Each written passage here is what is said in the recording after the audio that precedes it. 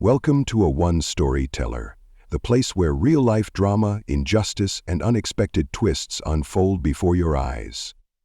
Today's gripping tale is about power, prejudice, and the undeniable strength of a mother who refused to be silenced. What happens when authority is abused and a simple traffic stop turns into something far more sinister?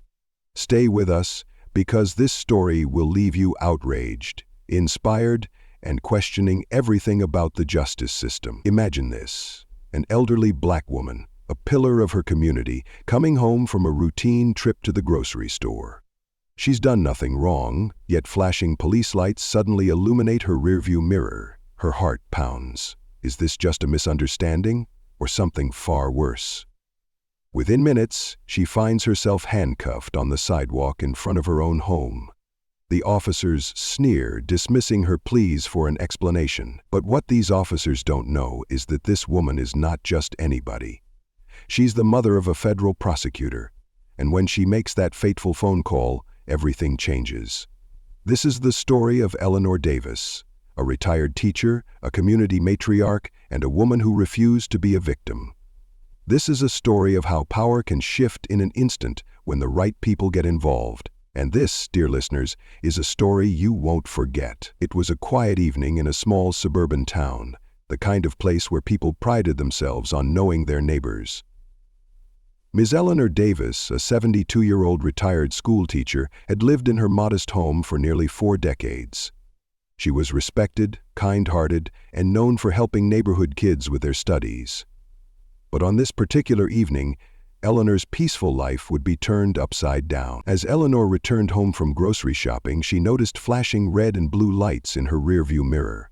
Confused, she carefully pulled over in front of her own house. Within moments, 2 police officers, Officer Jenkins and Officer Calloway, stepped out of their patrol car and approached her vehicle with hardened expressions.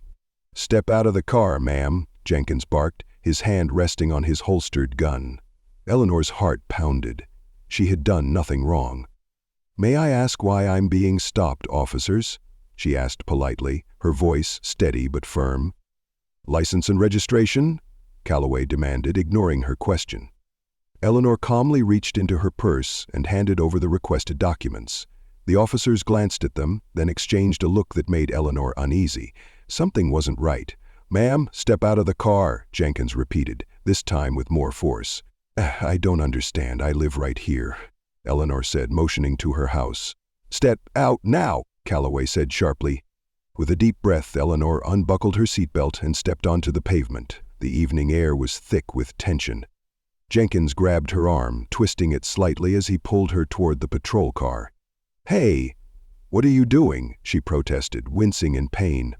"We got reports of a suspicious vehicle in the area," Calloway said dismissively. Eleanor's stomach dropped. She knew exactly what this was. She had seen it on the news countless times, an elderly black woman being treated like a criminal in her own neighborhood.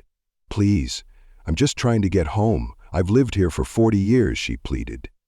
Jenkins smirked. "That's so? Then why'd you hesitate to pull over?" "I didn't. I stopped right here in front of my house." "Enough. Turn around, hands behind your back." Eleanor's hands trembled as they snapped the cuffs onto her wrists.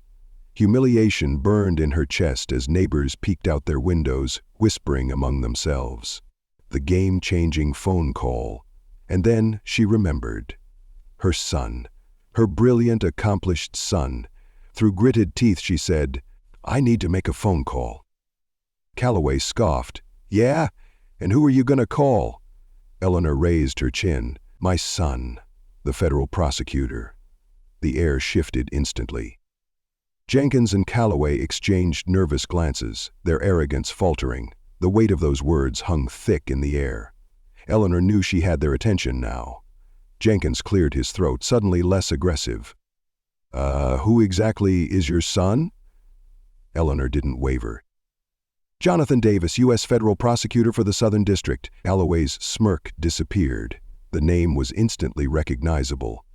Jonathan had made headlines for taking down corrupt officials and winning high-profile cases. This was a man they did not want to cross. Jenkins hesitated before reaching for his radio. "Dispatch, can we verify this ID?" Eleanor watched as Calloway shifted uncomfortably. The smug confidence they had moments ago was replaced with uncertainty. "I'd like to make that call now," she said firmly.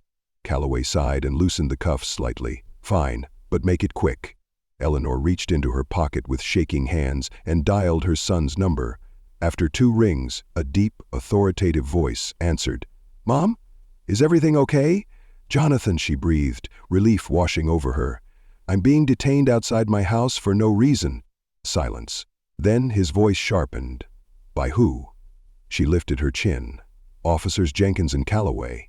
Jonathan was quiet for a moment, then his voice turned cold. "Put me on speaker." Eleanor did as he asked. "You're on. This is Jonathan Davis, U.S. Federal Prosecutor. Officers, I suggest you explain why you're harassing my mother before I make some phone calls of my own." Jenkins stiffened. "Sir, we were just conducting a routine stop," Jonathan interrupted. "You handcuffed a 72-year-old retired school teacher in front of her own home. You call that routine?"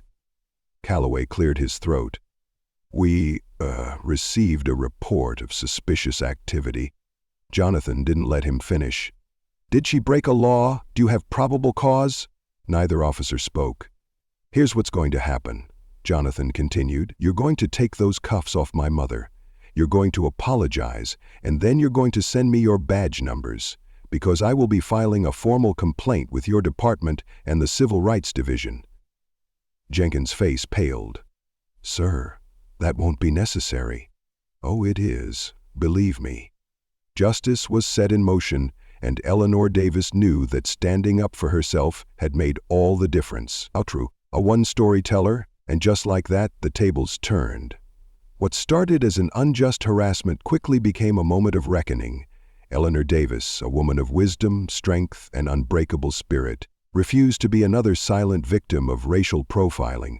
Instead, she fought back with something more powerful than fear, knowledge and the right connections. Her son, a federal prosecutor, didn't just demand justice, he ensured it. The officers who had once smirked with arrogance were now fumbling for explanations. Their so-called authority had been shattered by the very system they claimed to uphold. But here's the real question. What if Eleanor hadn't had someone powerful to call? How many others face this same injustice every single day with no one to rescue them? This story is not just about one woman's triumph. It's a reflection of a much deeper issue that continues to plague our society. This is why we must speak out. This is why we must demand accountability. Because no one should have to rely on connections for justice. Justice should be for all. What do you think? Should those officers have faced harsher consequences? What would have happened if Eleanor's son wasn't a prosecutor? Share your thoughts in the comments, and if you believe in exposing the truth and fighting for justice, make sure to like, share, and subscribe to A1 Storyteller, where real stories spark real change. Thank you for watching. Stay vigilant, stay empowered, and remember, sometimes one phone call is all it takes to turn the tide of injustice.